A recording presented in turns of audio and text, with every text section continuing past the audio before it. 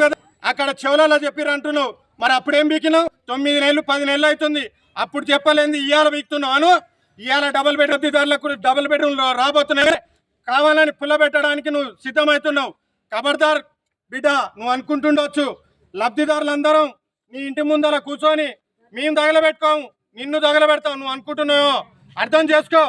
ఎందుకంటే మా కడుపు మంట. ఎందుకంటే మేము 50 మంది వికలాంగులు ఉన్నాం.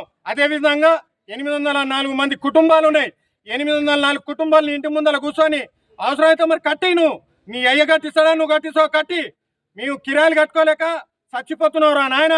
నీకు అర్థమవుతుందా? నేను నా పిల్లం ఇద్దరం వికలాంగులం. మేమిద్దరం వికలాంగులలో ఒక వికలాంగుల పెన్షన్ అట్టే పోతుంది. నువ్వు ఇస్తావా? మీ అయ్య ఇస్తాడా? చెప్పు. ఒక్కని ఆవేదన కాదు ఇది, 804 మంది లబ్ధిదారుల ఆవేదన. అర్థం చేసుకో. ఇప్పటికైనా నువ్వు క్షమాపణ చెప్పాలి.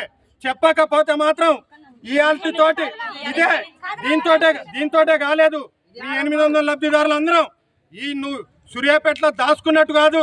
నువ్వు ఏడ దాచుకున్నావు వచ్చి మాట్లాడు. నువ్వు గ్రూపులల్లో, వాట్సాప్లల్లో, ఫేస్బుక్లలో పెట్టడం కాదు. దమ్ముంటే ఎదురుంగా రారా భయ్ అని చెప్పి సవాల్ విసిరినా నీకు.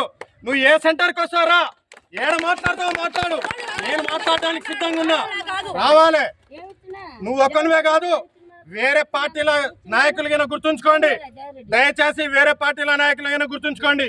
804 లబ్ధిదారులు ఉన్నాం. మీకు చేతనైతే మీరందరూ మాకు సహకరించి తొందరలో డబుల్ బెడ్రూమ్లు ఇప్పియండి. అంతేగాని ఏదో ఒకటి పుల్ల పెడతాం, మేము ఆపదలుచుకుంటాం, మేము అధికారంలో ఉన్నాం అని మాట్లాడితే మాత్రం కబడ్డార్. ఇక్కడి నుంచే చెప్తున్నా, అందరికీ హెచ్చరిస్తున్నా. ఇదే విధంగా మీరు ఎవరికైనా ఆపినట్టు వెనక్కిపోం. అర్థం చేసుకోండి.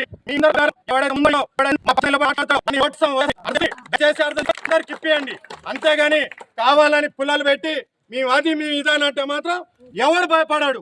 నేను సూర్యాపేటలో 24 గంటలు ఒక్కనే తిరుగుతున్నా. నీకు దమ్ముంటే నన్ను ఆపి చూడరా భయ్, నేను మాట్లాడతా.